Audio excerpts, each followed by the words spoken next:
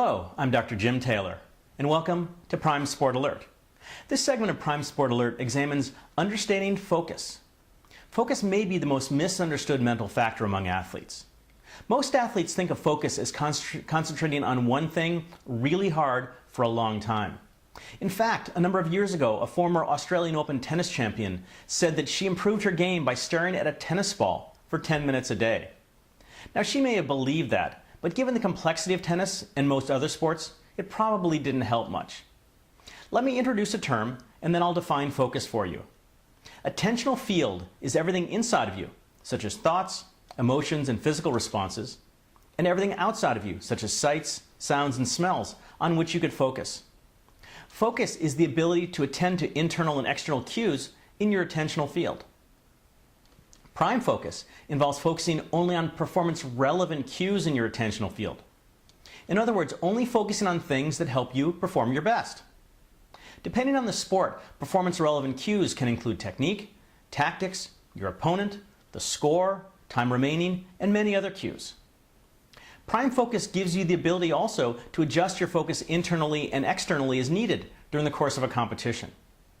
For example, a football quarterback first focuses internally to select the best play based upon the current game situation. As the huddle breaks and he moves over center, he widens his focus externally to survey the defensive alignment. When the ball is snapped and he drops back to pass, the quarterback focuses on the routes of his receivers until he finds one who is open, at which time he narrows his focus again onto that receiver and throws him the football. Poor focus, in contrast, involves focusing on performance-irrelevant cues in your attentional field. That is, focusing on things that will hurt your performance. There are two types of harmful cues.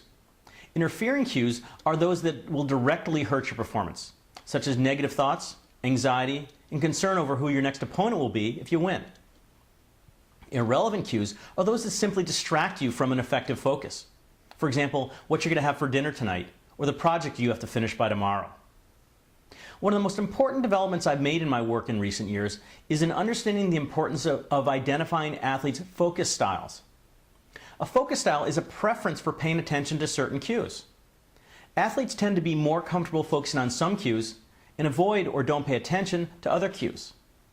Every athlete has a dominant focus style that impacts all aspects of their sport's performance. The dominant focus style will serve us most notably when you're under pressure. The two types of focus styles are internal and external. Internal focus style involves performing best when you're totally and consistently focused on your sport during a practice session or a competition. You need to keep your focus narrow, thinking only about your sport. These athletes tend to be easily distracted by activity in their immediate surroundings.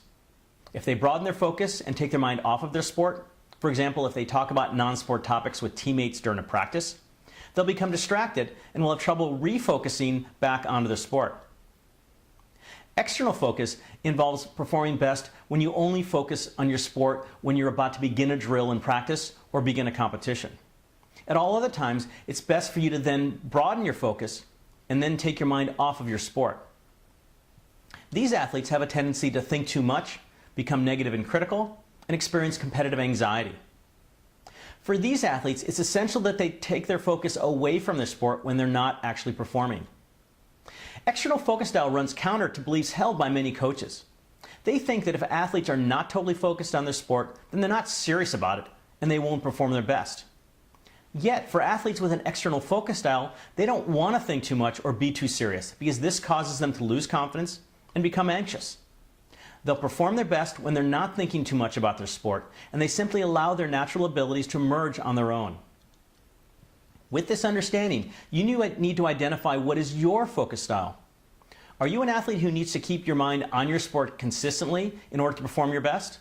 Or are you somebody who thinks too much and needs to keep your mind off of your sport until it's time to perform? Recall past competitions and practices when you performed well. Were you totally focused on your sport? Or were you keeping your mind off of your sport? Also, recall past competitions and practices when you performed poorly. Were you thinking too much? Or were you distracted by things going on around you? If you're like most athletes, a pattern will emerge in which you tend to perform best when you focus one way, and you perform poorly when you focus another way. understanding your focus style is essential for you to be able to manage it effectively.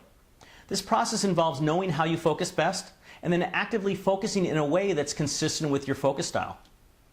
This ability to manage your focus style well is most important in competitive pressure situations.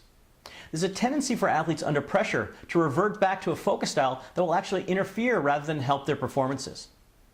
For example, if you're someone who performs best with an external focus style, you may find yourself turning your focus inward when the pressure is on.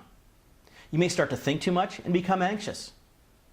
When you start to lose your prime focus style under pressure, you must become aware that you're moving away from it, and then you need to take steps to redirect your focus back to that style that works best for you.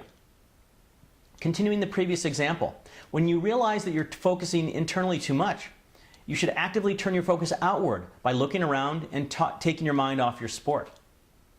I've developed a useful tool to help you understand your focus style and to develop focus control.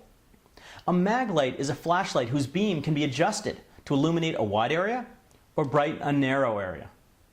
Your focus can be thought of as a mag light beam you project that illuminates on which you want to focus. Athletes with an internal focus style want to keep their mag light beam narrow at all times, only illuminating sport-related things during practice and competitions. If you have an internal focus style, your goal is to stay focused on necessary training or competitive cues and to block out unnecessary external distractions.